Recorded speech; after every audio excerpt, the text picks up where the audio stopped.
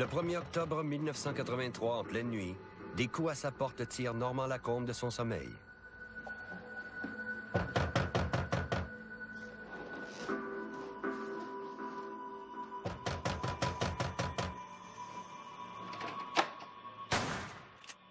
Il court ouvrir et est aussitôt abattu à bout portant.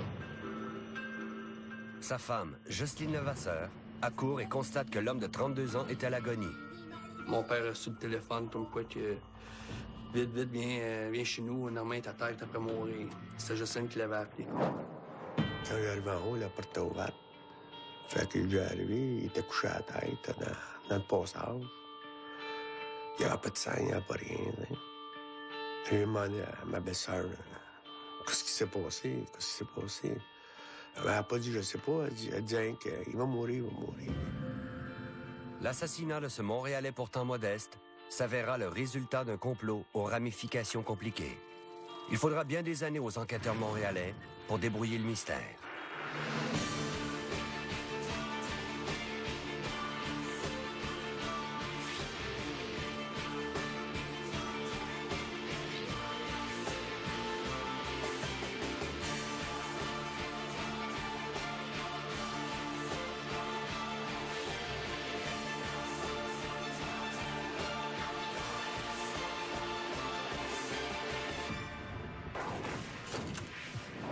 Quelques minutes passées 1 heure. Dans la nuit du 1er octobre 1983, on frappe à la porte chez Normand Lacombe. L'homme se rend ouvrir, puis 3 coups de feu retentissent. Des bruits de pas précipités résonnent ensuite dans l'escalier de secours de l'immeuble. L'épouse de la victime, Jocelyne Levasseur, appelle aussitôt à son secours Maurice Lacombe, son beau-frère. J'ai demandé à ma belle-sœur qu'est-ce qui s'est passé, Elle dit « je sais pas ». Elle n'a pas dit « je sais pas », elle dit rien qu'il va mourir. J'ai juste entendu un bruit, puis je te l'ai dit. Il n'y a plus personne. Là, mon père a demandé « T'étais où, toi, quand ça s'est passé? » Puis il a dit qu'il était couché. Ils sont couchés les deux ensemble. Norm! Sacrement. La police s'en vient dessus. Il n'y a pas les femmes. Vers 1h15, 1h30 du matin, j'ai reçu un appel chez moi me disant de me rendre aux homicides et qu'on avait une scène de meurtre à couvrir. On a quand même examiné l'intérieur de la maison pour voir s'il y avait eu une bagarre ailleurs qu'à l'entrée, mais ça semblait tellement évident que les coups de feu avaient été tirés à partir de la porte puis que le corps était tombé tout près de la porte. Normand Lacombe a été atteint de 3 balles de revolver à la poitrine et à la tête et n'a pas survécu à cette agression. Il laisse derrière lui une femme et 2 enfants, de même qu'une famille unie. On a vraiment trouvé ça dur, là, parce que c'était vraiment le bébé, là. C'était le bébé, c'était le plus jeune, là, sur le côté à mon père, là. C'était tellement bien préparé, le meurtre par les 2 individus, qu'ils se sont rendus à l'adresse de la victime. Ils ont monté l'escalier.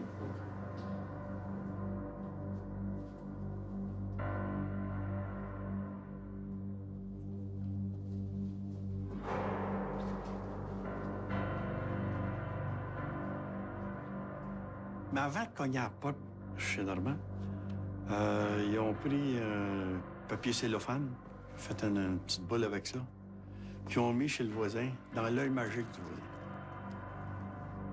Pour pas que le voisin voie ce qui se passait dans l'appartement.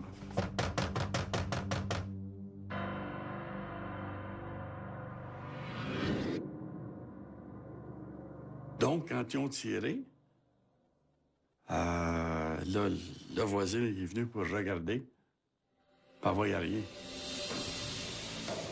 Les témoins qui ont entendu les coups de feu puis qui ont entendu la fuite, eux autres sont venus à bout de nous permettre de déterminer qu'il n'y avait pas juste les pas d'une personne, mais qu'il y avait les pas de 2 personnes et que la fuite s'était faite à l'extérieur, qu'immédiatement après que les bruits dans l'escalier ont cessé, qu'elle avait entendu des portes de véhicules fermées.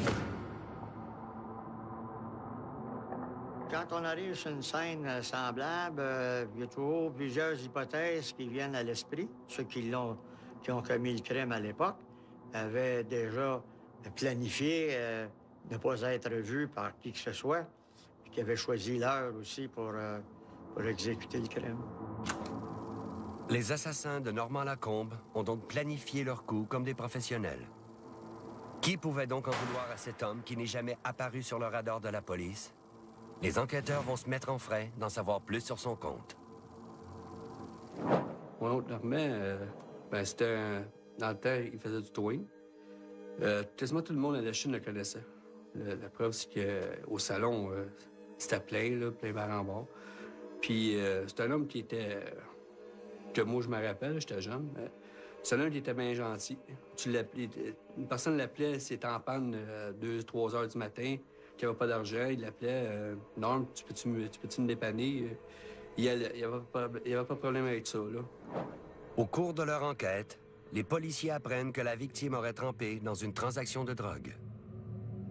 C'était minime parce certaines personnes parlaient d'une valeur de 800 pièces, d'autres parlaient d'une valeur de 1200 pièces.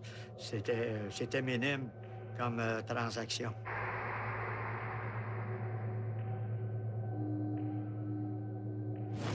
La piste d'un règlement de compte entre trafiquants de drogue finira par se refroidir. Les enquêteurs vont devoir chercher ailleurs. Une autre piste s'offre à l'examen des enquêteurs. Celle d'une tentative de vol qui aurait mal tourné. L'épouse de la victime, elle nous a jamais parlé de stupéfiants à l'époque, la première rencontre. Ça n'a jamais été mentionné. Sauf qu'elle nous a conté qu'il y avait 8000 pièces dans la maison et puis qu'il y avait 3000 qui appartenaient à quelqu'un d'autre. Je me souviens pas à qui exactement, mais qu'il restait quand même 5000 qui n'ont jamais été établis, dont la provenance n'a jamais été établie non plus, là. Il y a bien des choses qu'on aurait dû entendre de la provenance de la bouche de madame, comme des fréquentations qu'il y a eu, l'achat de drogue, un peu de ces éléments-là. C'est pas de elle qu'on a appris ça en partant, là.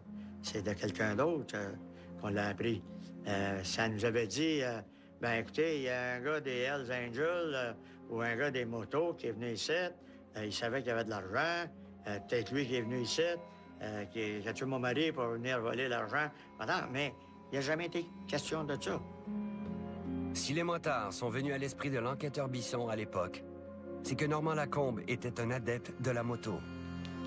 Et il savait acheter un Harley. Je crois qu'il aimait bien faire de la motocyclette, là.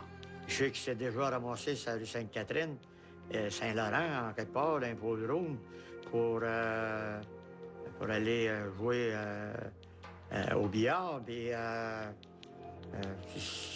ça n'a pas été développé plus loin que ça, là.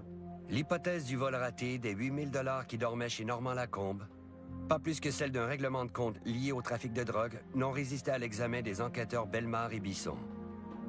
Il leur faut chercher ailleurs. Mais je n'ai pas travaillé tellement longtemps sur ce dossier-là. Et il ne faut pas oublier non plus que nous n'avions pas juste une enquête de meurtre. On avait, Bellemare et moi, on avait plusieurs dossiers en cours. L'enquêteur André Bisson doit quitter l'enquête et s'atteler à d'autres dossiers. L'enquêteur Raymond Bellemare, à qui s'est joint un nouveau coéquipier, n'arrivera pas à percer le mystère de l'assassinat de Normand-Lacombe. Du moins, pas à court terme. En fait, un étonnant concours de circonstances allait le mettre sur la bonne piste. Mais il allait survenir 6 ans plus tard, quand un des assassins allait lui-même trahir le secret de cette exécution.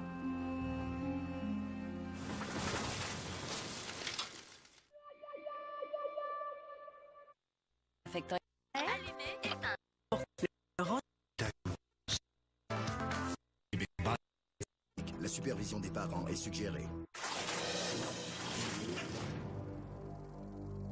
Normand-Lacombe, un mécanicien de 32 ans, a été abattu à la porte de sa résidence en octobre 1983, sans mobile apparent. Quelques pistes s'offrent aux policiers qui, au final, s'avèrent vaines. On nage en plein mystère. Le temps finit par passer sans que ce meurtre ne soit résolu. 2 ans plus tard, une affaire sensationnelle, apparemment sans rapport avec cette exécution, éclate à Montréal. À la mi-octobre 1985, en soirée, l'avocat Frank Chauffy est abattu à la porte de son bureau. Il se trouve que l'enquête déclenchée alors va indirectement mener les policiers montréalais à déchiffrer l'énigme de l'assassinat de Normand Lacombe. Vers 11h25, 11h30, j'ai entendu 5 détonations de fusil. Ça a fait pow, pow, pow, pow, pow. Puis, c'est tout. J'ai pas vu personne, j'ai rien entendu d'autre. Ça prend quelqu'un de vraiment méchant de faire quelque chose comme ça à Frank. Frank Chauffy, c'était le criminaliste, là, pas le plus connu, mais un des plus connus de Montréal. C'est un gars qui rêvait de faire de la politique. Il s'impliquait beaucoup pour les jeunes. C'était le gars qui, son bureau, là, c'était un Robin des Bois. Là. Finalement, il aidait tout le monde, puis tout ça. C'est un gars affable. C'est un gars qui n'avait pas d'ennemis, en fait. On va faire beaucoup de tapage autour de cette affaire, car c'est la première fois que des truands osent s'en prendre à un criminaliste montréalais. Qui plus est, celui-ci est aussi un personnage éminemment public et un membre très en vue du Parti libéral du Québec. À cette époque, les fameux frères Hilton faisaient la pluie et le beau temps sur les rings québécois. C'était des boxeurs qui avaient plein d'avenir, puis Chauffy s'en occupait comme un père de famille. Donc, Chauffy avait à cœur de bien défendre les Hilton. Donc, quand il était assassiné, on a vite raccordé le contrat que les Hilton venaient de signer avec un promoteur de New York, Don King, le contrat avait été signé par l'avocat de Frank Cotroni. Puis on avait fait prendre un coup au père Hilton pour qu'il signe le contrat pour ses fils. Donc, il y avait plein de rumeurs que le contrat avait été fait dans des conditions pas tellement catholiques. Puis Chauffy avait dénoncé ce contrat-là en disant que c'était pas avantageux pour les Hilton et tout ça. Donc, tout le monde a tout de suite pensé c'est la mafia qui a fait assassiner Chauffy. Puis pendant longtemps, les policiers ont eu ça comme piste de travail pour expliquer l'assassinat de Chauffy.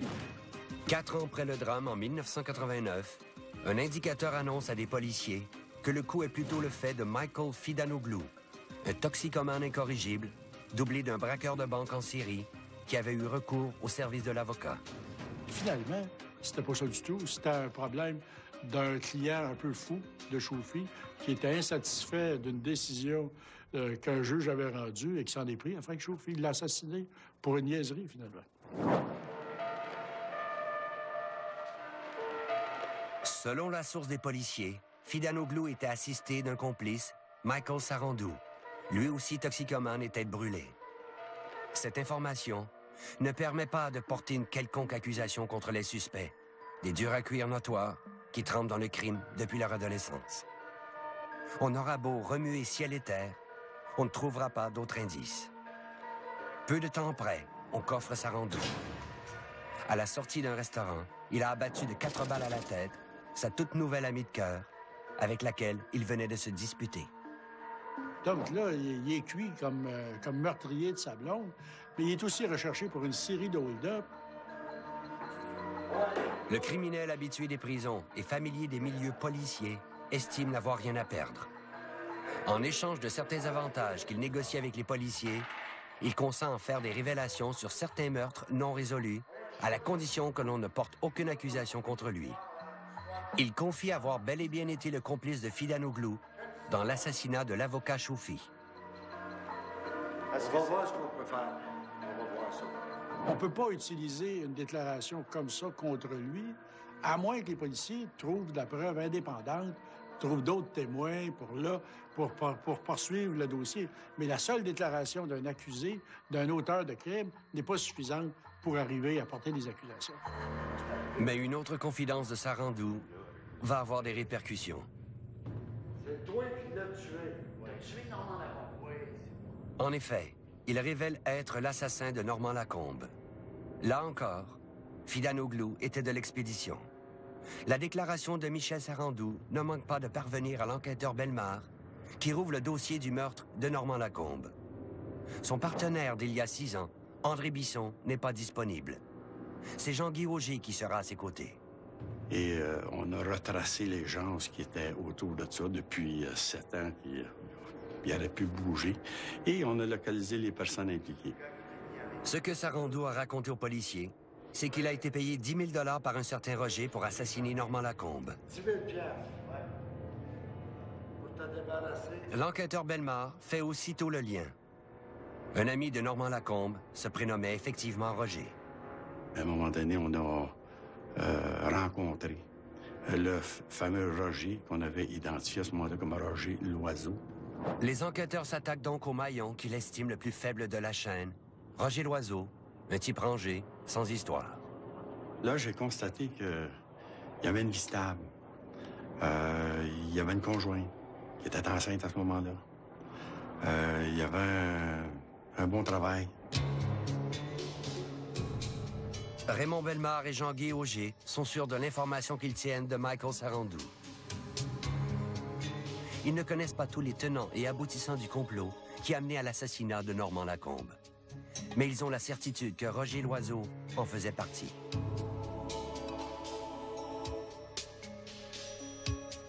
Ben là, on lui a parlé des tueurs. On lui a montré certaines photos. On lui a dit que on savait l'histoire un peu plus. On savait que ça va coûter un certain montant d'argent. Que l'individu qu'il avait rencontré, c'était un Mr. Smith. C'est tous des faits véridiques, ça, là. Donc, je vois ça dans la tête de l'individu, là. Ils savent de quoi il parle à ce moment-là. Ah, mais les contacts, là. OK, tout est à vos courant, mais il y a d'autres choses que tu as faites, par exemple. Et puis, il nous a raconté comment le meurtre s'était fait, les préparatifs qu'il avait fait, puis qu'effectivement, c'est lui qui avait engagé des tueurs, qui avait payé 10 000 $, puis que, conjointement avec Jocelyne Levasseur. Le 12 mars 1990, Roger Loiseau passe donc aux aveux. Il a une longue histoire à raconter. Il va permettre de faire la lumière sur un complot où il n'est pas le seul à avoir trompé.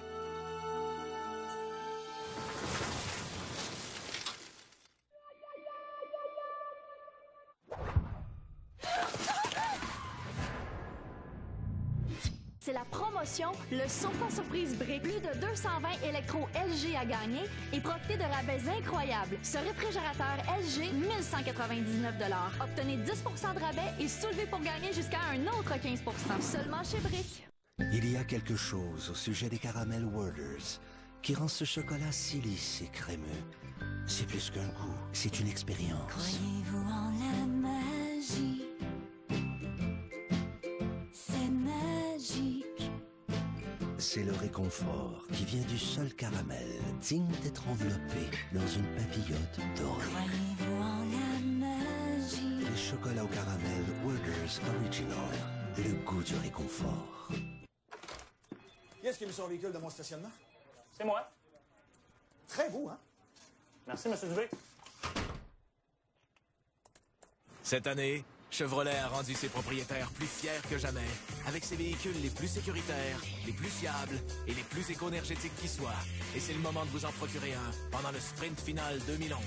Obtenez un financement de 0% à l'achat et des rabais allant jusqu'à 10 000 $ sur certains modèles. Et aussi! Policiers avoir... Cette émission comporte des scènes pouvant ne pas convenir à un jeune public. La supervision des parents est suggérée.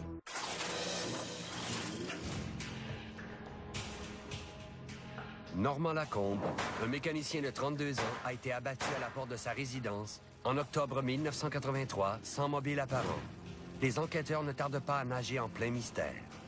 6 ans passent avant que Michael Sarandou, un truand de carrière arrêté pour un autre meurtre, raconte aux policiers avoir été payé 10 000 $ pour assassiner Lacombe.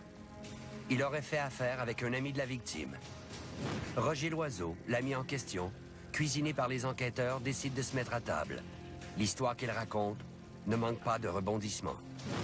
Elle commence un après-midi de printemps en 1983. Quelque temps plus tôt, Jocelyne Levasseur et lui, qui se connaissent depuis longtemps, se sont rapprochés. Elle est malheureuse en ménage avec son compagnon, La situation est la même pour l'oiseau. Ils ont commencé par se faire des confidences, puis c'est progressivement amouraché d'elle. Un jour, Normand Lacombe, rentrant chez lui à l'improviste, surprend sa femme et son ami dans une situation compromettante. Ça peut jouer. Ben, après 9, mettons 10. OK. En fait, j'ai mis 3, oui.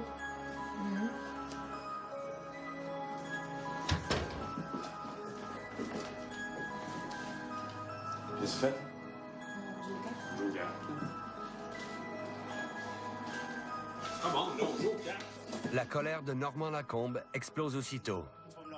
Il prévient les deux tourtereaux que s'il découvre que sa compagne l'a bel et bien trompée, il va la tuer, elle et leurs 2 enfants, puis il va faire la peau de l'oiseau avant de se brûler la cervelle. Et suite aux rencontres que j'ai eues avec lui, l'interrogatoire, après avoir passé plusieurs heures avec lui, puis encore là, je veux pas le protéger pour ce qu'il a fait, là. C'est un crime, un meurtre premier degré. Par contre, tu vois que l'individu, c'est pas criminalisé, mais pas du tout. Et mon opinion à moi, c'est qu'il s'était fait embarquer. Il avait fait ça de peur surtout, parce que la victime, sans être un bandit, loin de là, c'est un gars qui était violent un petit peu, costaud, 200 quelques livres, puis Roger n'avait peur. C'était un homme qui était très fort, il faisait des haltères. Il pouvait lever des 300, 400 livres, là, bien facilement. Peu à peu, va germer dans l'esprit de l'oiseau et Levasseur l'idée que la seule façon d'échapper au pire, c'est pour eux de frapper les premiers. Il n'est pas question de s'acquitter eux-mêmes de la sale besogne. Il leur faut trouver quelqu'un qui le fera pour de l'argent. On a dit à Roger, quand tu as engagé des tueurs, de quelle façon tu les as trouvés? À ce moment-là, il nous a parlé de son l'ex-ami de cœur de sa sœur. Et disons que j'ai demandé s'il était prêt à tuer un individu pour moi. Fait qu'il a accepté. Il y a eu un montant d'argent qui a été donné. Mais entre-temps, l'individu en question n'a pas été capable de faire l'argent. Par contre, il a dit à Roger, je vais essayer de trouver quelqu'un.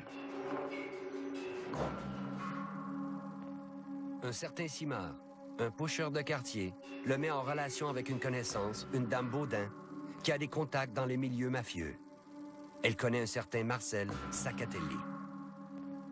C'est un individu que moi, quand je travaillais le dossier, il était propriétaire d'un commerce à Verdun, à pâtisserie La Bohème. Cette dame Baudin demande d'être éventuellement payée 1000 $ pour approcher Sacatelli.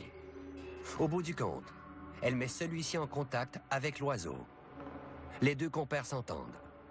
L'oiseau versera 1000 $ pour sa peine à l'autre qui lui promet que le tueur à gages va l'appeler. Il est entendu qu'au téléphone, il sera question d'un paint job, d'un contrat de peinture.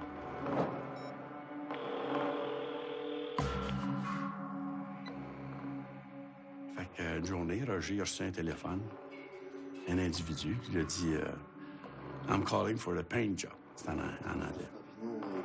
Roger Loiseau versera 5000 $ d'avance et un autre 5000 $ une fois le contrat exécuté. Fait qu'il y a une rencontre qui s'est faite.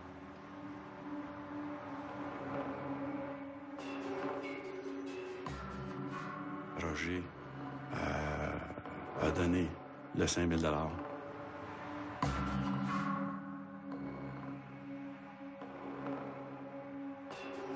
La photo, ainsi que l'adresse où demeurait la victime, bien entendu. Ce dernier est celui-là même qui, des années plus tard, a confié le secret du meurtre de Lacombe aux enquêteurs des homicides, à la condition de ne pas être inquiété.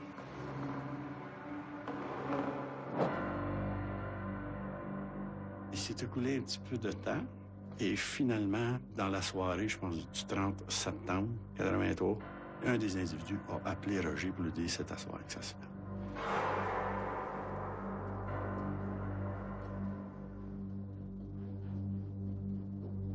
Vers 1h du matin, à peu près.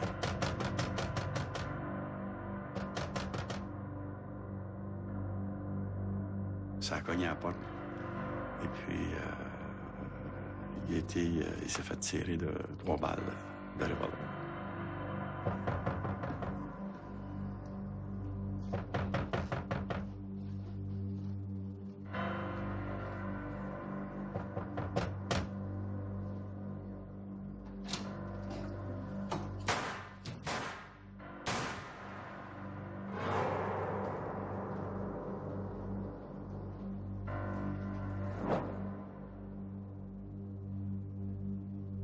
Cette implication de Jocelyne Levasseur, comme celle de Roger Loiseau dans l'assassinat de Normand Lacombe, n'avait pas beaucoup surpris l'enquêteur Raymond Bellemare. En effet, le frère aîné de la victime, Maurice Lacombe, avait alerté les enquêteurs dès 1983. Mon père et Normand s'entendaient très bien. Là. Il venait voir mon père quasiment tous les soirs. Là. Il venait faire son tour, là. Il venait prendre son café. Là. Maurice Lacombe raconte à André Bisson et Raymond Bellemare que son frère, quelque temps avant son assassinat, lui avait fait part qu'il soupçonnait sa femme, Jocelyne Levasseur, et son ami Roger Loiseau d'entretenir une relation secrète. Roger et Normand se connaissaient depuis plusieurs années. Puis Roger, c'était un excellent mécanicien. Puis Normand faisait de la mécanique, un peu de mécanique aussi. Et de plus, il achetait des choses qu'il vendait. Aussi, il faisait du remorquage, puis un petit peu de mécanique. Donc, il se débrouillait là-dedans.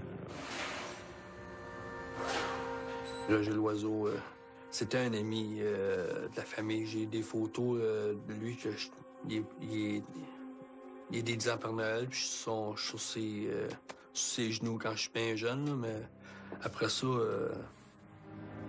disons qu'après, c'était plus un ami de Normand. Fait que moi, je lui ai dit, voyons donc, c'est un que Roger Loiseau qui peut avoir fait ça, là. Puis c'est ça, mon frère. T'as pas mon avis, ça fait 35 ans qu'on le connaît, puis hein, c'est pas lui qui aurait fait ça, là. André Bisson, qui était aux côtés de Raymond Bellemare lors de l'enquête menée 7 ans plus tôt, se rappelle ce moment. Dans ce qui a été discuté avec lui, il n'y a pas vraiment d'éléments qui sont ressortis qui nous permettaient de pousser plus à fond des recherches concernant ses relations avec madame. La même chose s'est produite quand, subséquemment, on a rencontré madame. C'est sûr qu'on a discuté un peu de cet aspect-là. Encore là, j'avais des drôles de sentiments, mais pas assez pour permettre d'aller plus en profondeur à l'époque. Le 30 septembre 1983, Jocelyne Levasseur a été prévenue par Roger Loiseau que l'assassinat de son mari allait être commis le soir même. L'un des assassins, Sarandou ou Fidanoglou, se faisant appeler Mr. Smith, n'allait pas tarder à rappliquer au lendemain de l'exécution. Suite au meurtre, et pour avoir de l'argent pour payer les tueurs, Roger et surtout Jocelyne, avec l'aide de Roger, ils ont vendu les effets personnels de Normand Lacombe. Son côte de cuir, ses poids et haltères, ainsi que d'autres marchandises qui appartenaient à Normand Lacombe. Et puis, avant de partir, le tueur a dit à Roger, il dit « Bonne chance avec la veuve ». Et c'était la dernière fois qu'ils se sont vus. De la chance, Loiseau n'allait pas en avoir avec Jocelyne Levasseur. Il n'allait pas en avoir non plus avec les policiers qui vont l'arrêter, puis l'inciter à tendre un piège à 3 de ses complices.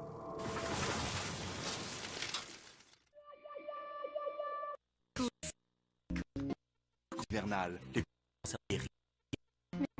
avec Keurig.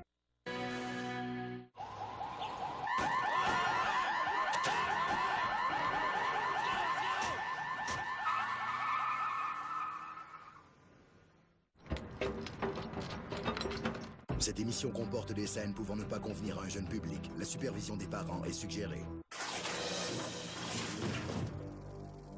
Normand Lacombe a été abattu à la porte de sa résidence en octobre 1983, sans mobile apparent. L'enquête qui suit aboutit dans un cul-de-sac.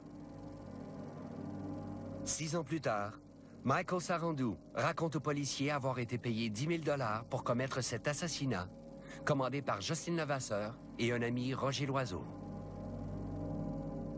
Celui-ci, en mars 1990, passe aux aveux. Il confirme avoir agi en accord avec Mme Levasseur, dont il était amoureux.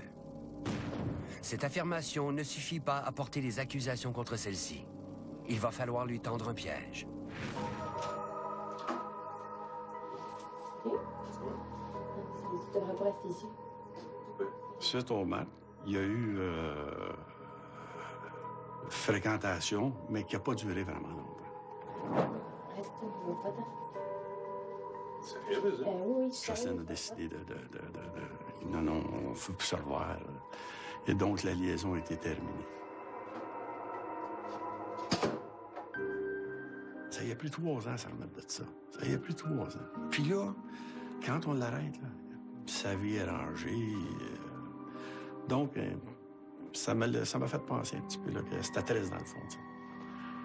Aujourd'hui, il est libéré, c'est sûr. Et puis, je suis certain qu'il, sans avoir jamais eu contact avec, je suis sûr qu'il mène une très bonne vie.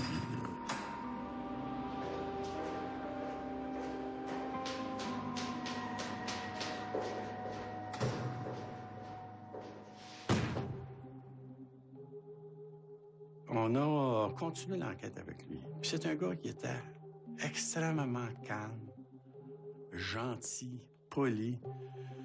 Puis dans le fond, là, écoutez, là, il avait fait commettre un meurtre, premier degré, ce qui était excessivement grave. Mais j'avais une certaine pitié pour ce gars-là. Parce que je trouvais qu'il... réellement, je trouvais qu'avec l'histoire qu'il nous a racontée, je trouvais que c'était fait embarquer par Jocelyne Levasseur. Il n'y a pas que Roger Loiseau avec qui Jocelyne Levasseur a vite coupé les ponts. La famille de son mari assassiné n'allait guère la voir aussi. Après le meurtre, ben, Jocelyne a disparu dans la nature. Là. On la voyait plus. Oui, il y a eu un gros montant d'assurance. 75 000 d'assurance. Parce qu'elle dit normalement, ben, t'as un bicycle, elle dit, s'il arrive de quoi, tu tombes en bicycle, puis tu te fais tuer ou de quoi, les enfants n'ont pas d'argent. Il y avait des assurances de mon beau-frère, là. Mon beau-frère, ils avaient assuré, là. Les mois finissent par passer au lendemain de l'assassinat, sans que surviennent de nouveaux développements dans l'enquête. 3 ans après le drame, le policier Raymond Bellemare relance son enquête et contacte Jocelyne Levasseur, qui s'est acheté un commerce. Je crois que c'était en 85-86. Il avait été la rencontrer à son salon de bronzage, comme quoi qu'il voulait avoir des... il y avait des questions à leur poser, puis elle avait dit, mais oui, je vais me rendre demain. Puis en fin de compte, c'était une lettre d'un avocat que M. Bellemare avait reçue, comme quoi qu'elle voulait plus rien savoir de ça. 7 ans après le drame, Jocelyne Levasseur est mariée à un type qui était déjà dans le décor au moment de l'assassinat de Normand Lacombe. Il est connu des policiers, car il a déjà eu maille à partir avec la justice. Puis lui aussi, il a passé en cours pour meurtre, là. Pour un meurtre que, pas faute de preuves, il avait sorti, là. Jean-Guy Auger et Raymond Bellemare disposent d'une confession signée de Loiseau. Mais cela ne suffirait pas à faire condamner sa complice à coup sûr, ni les autres comploteurs. Les enquêteurs vont alors convaincre l'amant et conduit de participer à une mise en scène téléphonique pour tenter de compromettre la suspecte, puis 2 autres complices. Si tous tombent dans le piège, on pourra les traduire en justice. Nous, on lui a demandé, regarde, là, on voudrait que tu appelles Jocelyne Levasseur. Parce que c'est sûr, on avait mis de l'écoute électronique. Je l'ai mentionné, puis ça faisait partie de notre travail, filature, écoute électronique. Et, effectivement, il a appelé Jocelyne Levasseur.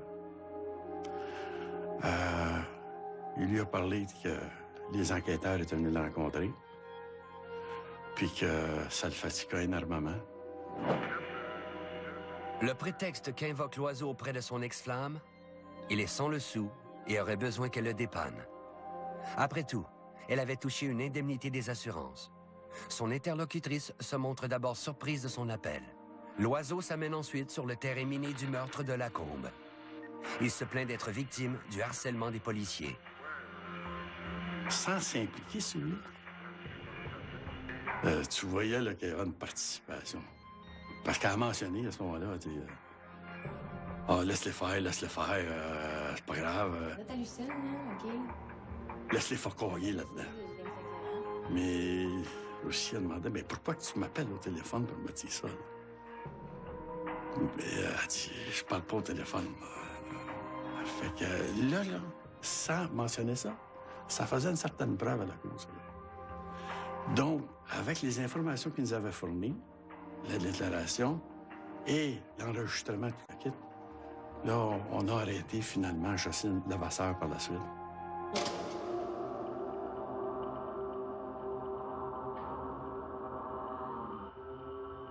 Les enquêteurs font entendre les propos de Mme Levasseur au procureur de ce dossier, qui estime qu'il trahissait ce qu'il est convenu d'appeler, en termes juridiques, une intention coupable. Ce fait, ajouté au témoignage de Loiseau, allait permettre de porter une accusation de meurtre prémédité contre la suspecte. Tout ce qui s'est ramassé comme preuve, là, ben, c'est les enquêteurs. C'est pour ça que tu fais, homicide, tu fais attention. Attention de ne pas te tromper, de ne pas faire d'erreur. Parce que, après ça, quand tu accuses les individus, les personnes, tu t'en vas à la cour. Et à la cour, c'est toi qui suis le dossier. C'est toi qui es assis à côté du procureur. À court terme, 2 autres comploteurs se trouvent aussi dans la mire des enquêteurs. Le premier type que Loiseau a contacté, un certain Simard qui se trouvait être le copain de sa sœur. Celui-ci a accepté de tuer Normand Lacombe, mais s'est finalement désisté, non sans avoir présenté à Loiseau une dame Baudin qui, elle, a mené celui-ci à Marcel Sacatelli. C'est ce dernier qui a été le lien fatal entre Loiseau et les assassins. Suite à l'interrogatoire de Roger, c'est sûr, on l'a fait appeler l'individu qui était censé faire l'ex-ami de sa sœur, si vous voulez. Et puis, il a confirmé les faits au téléphone. Dans les jours suivants, mais on a émis un mandat d'arrestation contre l'individu en question. On l'a arrêté. Les enquêteurs, avec la complicité de Loiseau, ont donc refait le coup du piège téléphonique à Simard et à Mme Baudin. Bien entendu, tout ce monde-là est accusé. Roger, meurtre premier degré, et les 2 autres, complot pour meurtre, ainsi que Jocelyne Levasseur pour meurtre premier degré. Une semaine après que Roger Loiseau soit passé aux aveux, on a donc procédé à l'arrestation de Mme Levasseur. Les enquêteurs n'ont pas manqué de l'interroger, mais en vain. C'est pas du tout le même genre que Roger Loiseau. Là, c'est complètement l'opposé de Roger. C'est une personne qui me doutait qu'il n'y aurait pas de collaboration, mais pas du tout. Puis, elle n'était pas pour nous conter l'histoire. Effectivement, elle ne l'a pas compté. Puis, elle a appelé un avocat. Puis, c'est son droit, remarquez bien. Mais elle a appelé un avocat, puis ça a fini là. 7 ans après le drame, Jocelyne Levasseur, Roger Loiseau, une dame Baudin et un certain Simard sont derrière les barreaux. Il restait à voir si le tribunal allait conclure le travail des enquêteurs.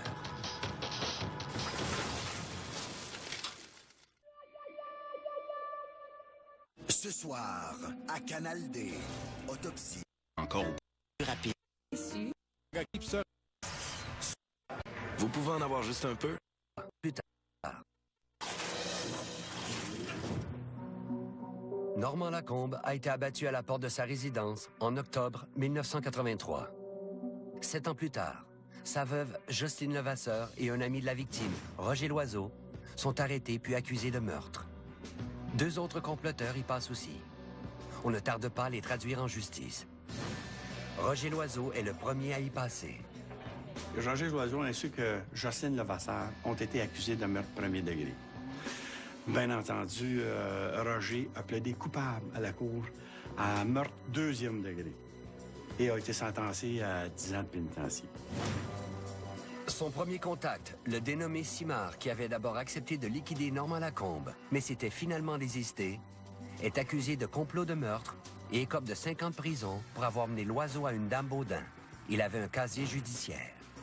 Celle-ci, lors de son arrestation, s'est mise à table tout de suite. Elle a confirmé avoir mis Loiseau en contact avec Marcel Sacatelli, qui lui a recruté les 2 assassins. Au bout du compte, parce qu'elle n'a pas de casier judiciaire, Madame Baudin, elle aussi accusée de complot de meurtre, en prend pour 2 ans. Il reste donc à boucler le fameux Saccatelli. Là, les enquêteurs sont désarmés.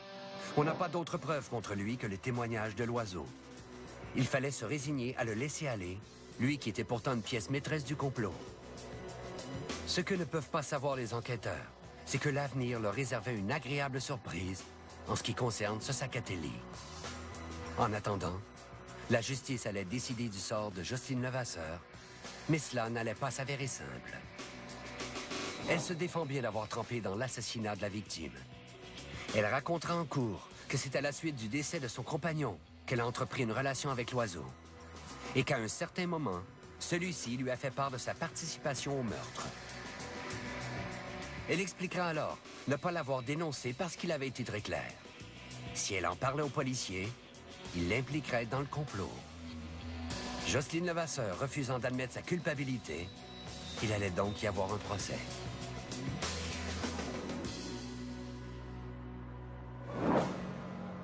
Un procès qui a duré plus d'une semaine environ. Bien entendu, on a fait témoigner Roger Loiseau, qui était le témoin principal. Puis cet individu-là, comme je l'ai mentionné, il avait l'air tellement honnête. Si le procès avait été plutôt court, en revanche, les délibérations du jury allaient durer 5 longues journées, ce qui dépasse la norme. Il y avait le conjoint de Jocelyne Levasseur qui, lui, était à la cour, puis qui se promenait, puis continuellement, il était assez arrogant.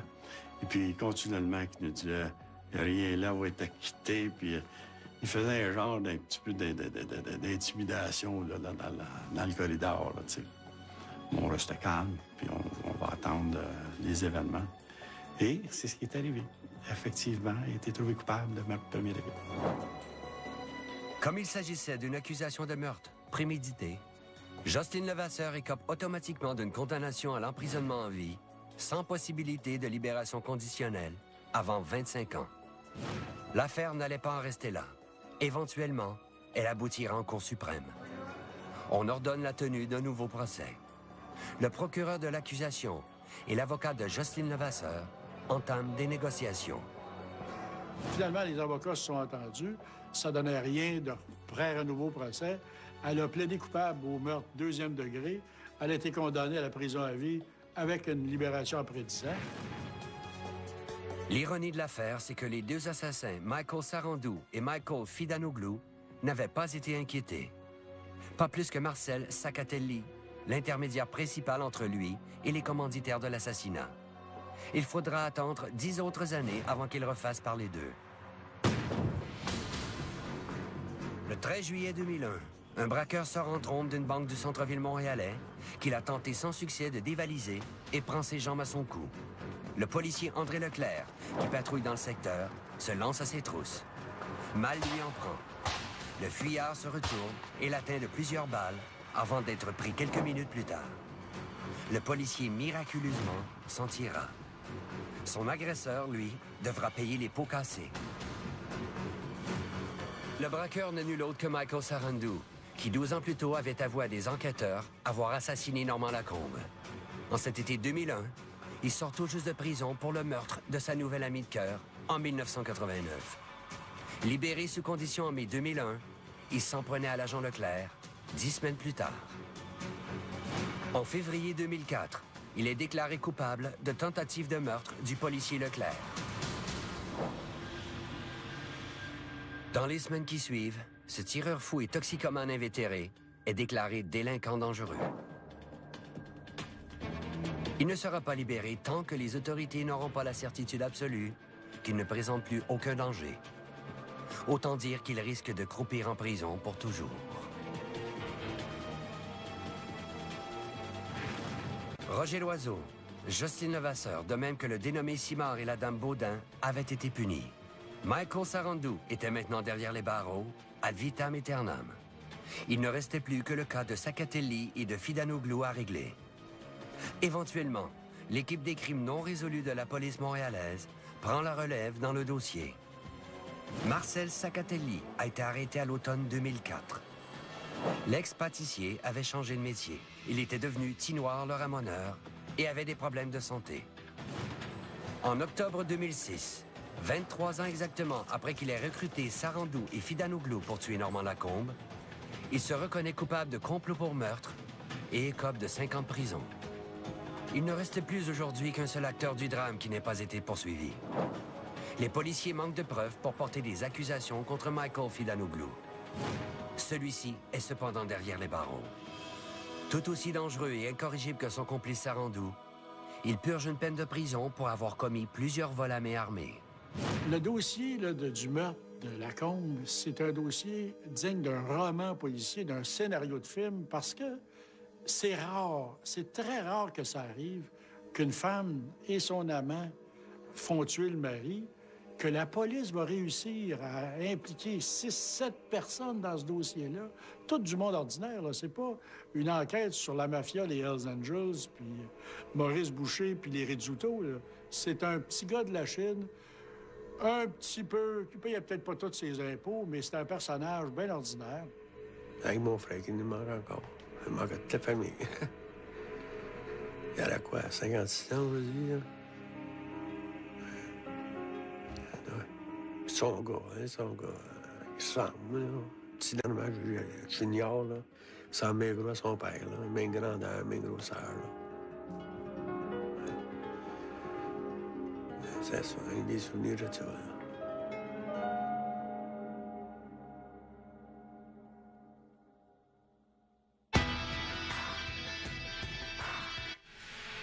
Le corps lacéré de Gaétan Robert est retrouvé dans le boisé du vieux Saint-Maurice, à Thetford Mines.